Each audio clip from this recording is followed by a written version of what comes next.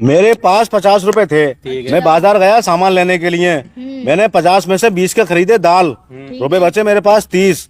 अब जो 30 रुपए बचे उसमें से 15 खरीदे मैंने चावल, तो रुपए बचे 15।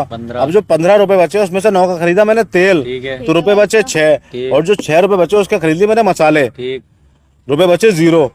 अब मैंने जो खरीदे हुए सामान का टोटल लगाया, पहली बार में 20, फिर 15, फिर 9, फिर 6, तो 20 और 15 35, 35 और 9 44, और 6 50। तो ये तो आ गया टोटल सही, यानी 50 हमारे पास थे और 50 के हमने खरीदा सामान।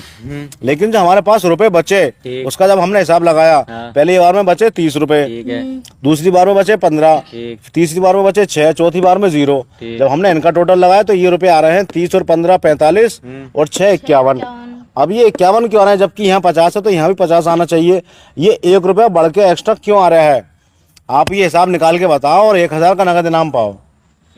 करने का कोई पैसा नहीं है, बताने के अगर आपने सही बता दिया इनाम में मिलेंगे आपको 1000 रुपए। फिर समझ लो हमारे पास 50 रुपए थे, हम बाजार गए, हमने पहली बार में 20 रुपए का सामान खरीदा, 50 में से 20 का सामान खरीद लिया तो रुपए बचे 30। अब जो 30 रुपए बचे उसमें खरीदा हमने 15 का सामान, तो रुपए बचे 15। 15 में से खरीद लिया हमने 9 रुपए का सामान, तो रुपए बचे 6। और जो 6 रुपए थे हमने उसके भी मसाले खरीद लिए, तो रुपए बचे 0।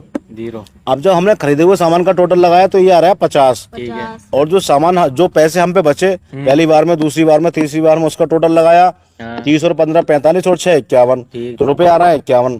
जबकि जब यहाँ 50 आ रहे हैं तो यहाँ ही 50 आने चाहिए।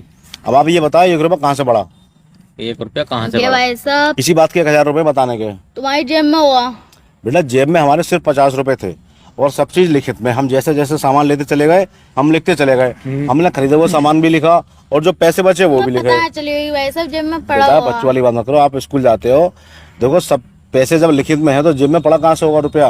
अगर जेब में हमारे पड़ा होता तो हम यहाँ पे 51 ही लिखते, यहाँ भी क्या बनाते। हमारी जेब में सिर्फ 50 रुपए ही थे।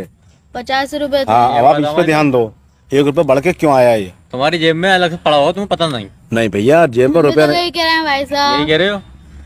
देखो फिर समझो, हाँ। जब हम पे 50 रुपए हैं, ठीक है, हमने 20 का सामान लिया 30 बचे, ठीक है, कोई फालतू तो नहीं है रुपया। 30 में से 15 का सामान लिया 15 बचे, 15 में से 9 का सामान लिया 6 बचे, फिर हमने 6 का सामान ले लिया, रुपए बचे 0। तो 1 रुपया बढ़ के कहाँ से आया। खरीदे हुआ सामान बैठा हमारा 50 रुपए का, बचे हुए पैसे बचे हमारे 51 रुपए। ये बताओ ये 1 रुपया फालतू जो आ रहा है क्यों आ रहा है, ये कहाँ से आया 51 रुपए, यानी 1 रुपया एक्स्ट्रा कैसे आ रहा है ये। 1 रुपया एक्स्ट्रा मेरी जेब में तो कुछ था नहीं 50 रुपए के अलावा। तुम्हें 1 रुपया बच गया? बचा नहीं, हिसाब में फालतू क्यों आ रहा है रुपया ये। भाई हमने सामान खरीदा 50 का, 50 रुपए आ गए, अब जो बचे हुए पैसे थे वो जोड़े तो वो आ रहा है 51, जबकि यहाँ भी 50 आने चाहिए ना।